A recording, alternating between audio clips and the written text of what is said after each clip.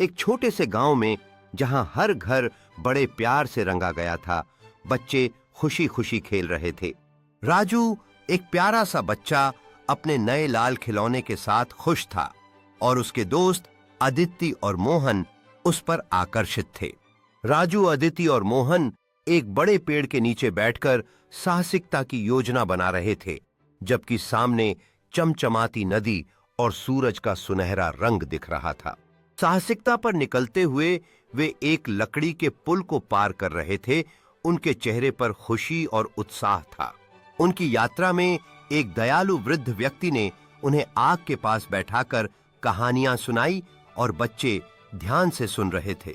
राजू, अदिति और मोहन ने वृद्ध व्यक्ति की मदद करने के लिए जंगल में लकड़ी इकट्ठा की, जबकि एक चंचल गिलहरी उन्हें पास की शाखा से देख रही थी।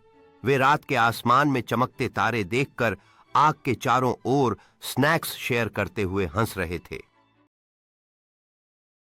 तभी राजू ने एक दृढ़ता से खड़े होकर दूर की पहाड़ी की चोटी की ओर इशारा किया, जबकि अदिति और मोहन उसकी अचानक योजना को देखकर हैरान थे।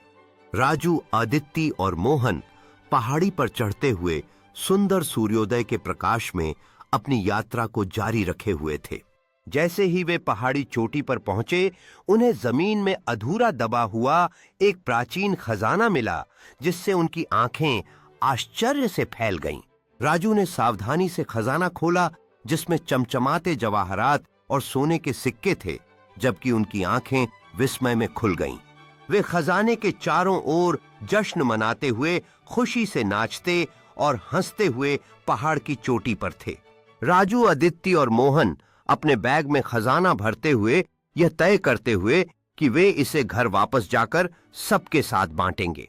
वे खुशी खुशी पहाड़ी से नीचे उतरते हुए चट्टानी पथ पर सावधानी से चल रहे थे, जबकि पीछे सूरज ढल रहा था। जैसे ही वे पहाड़ी के नीचे जंगल में पहुंचे, उन्होंने एक छिपी हुई गुफा का प्रवेश द्वार पाया, जो बेलों से ढकी हुई थी।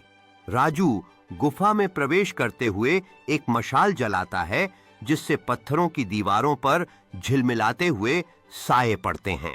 गुफा के अंदर उन्हें दीवारों पर पुरातन नक्काशियां मिलीं, जो जादुई रोमांच की कहानियां बयां कर रही थीं। राजू ने एक विशेष नक्काशी की ओर इशारा किया, जिसमें एक जादुई नक्शा दिखाया गया था। उसकी आंखों में उत्साह चमक रहा था। अदिति अपनी नोटबुक निकालकर जादुई नक्शा सावधानी से स्केच कर रही थी, जबकि मोहन उसके पास खड़ा होकर नक्शे की प्रमुख विशेषताओं की ओर इशारा कर रहा था। वे अपने अगले रोमांच पर चर्चा करते हुए नक्शे पर विभिन्न चिन्हों की ओर इशारा कर रहे थे, एकजुटता से योजना बनाते हुए। जैसे ही वे गुफा से बाहर निकलते हैं, आकाश में एक शानदार इंद्रधनुष दिखाई देता है, जो आशा और नई शुरुआत का प्रतीक